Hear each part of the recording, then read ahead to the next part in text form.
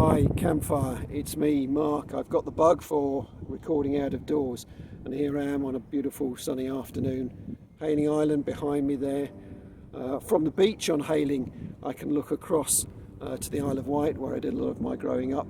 I'm very fond of islands, and I can imagine myself across the Atlantic in the tiny Caribbean island of Dominica, which is what this first poem is about. It's about that distance and imagining I'm over there.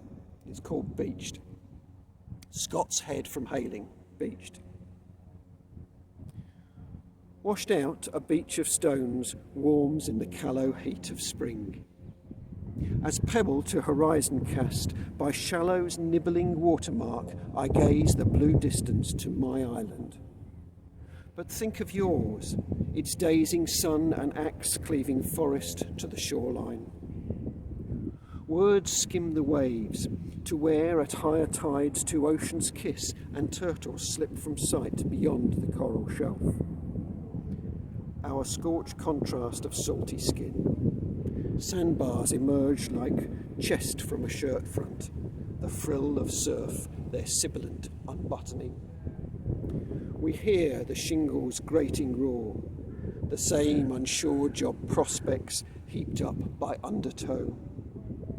In dolly mixture beach huts and one-stop only white cruise liners, pleasures unlike trappings.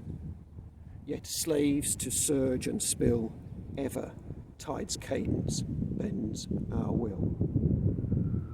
Okay, so what's next? Well, when you're on a beach, you can imagine that you'll pick up a stone and you'll want to skim it across the water, see how many times you can make it jump. And this poem is just very simply about that, and it's called Skimmer. Much is in the choosing, how shape fits the curve of thumb and index finger, the weight in your palm.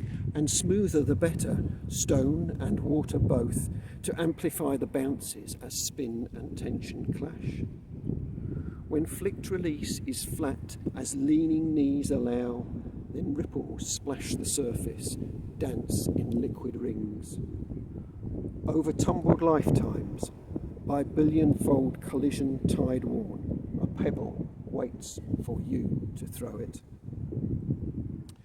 Okay, so last of all then, I'd like to read something that's kind of got a sad connotation really. It's in memory of a great Scottish singer-songwriter called Scott Hutchinson, who sadly about 2-3 years ago now took his own life. A very vivid, invigorating man in how he tried to communicate people, but deeply troubled inside. This is called Testing the Water. A flow we seek to capture, bridge or channel, yet cannot confine.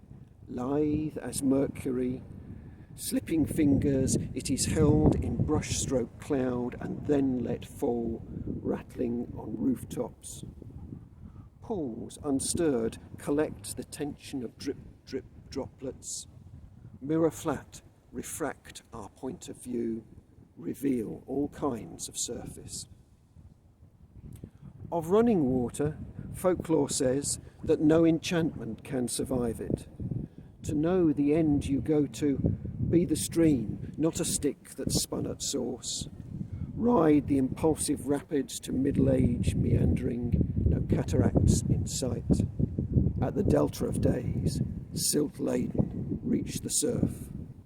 Then fathomless beyond, swim until you see no land.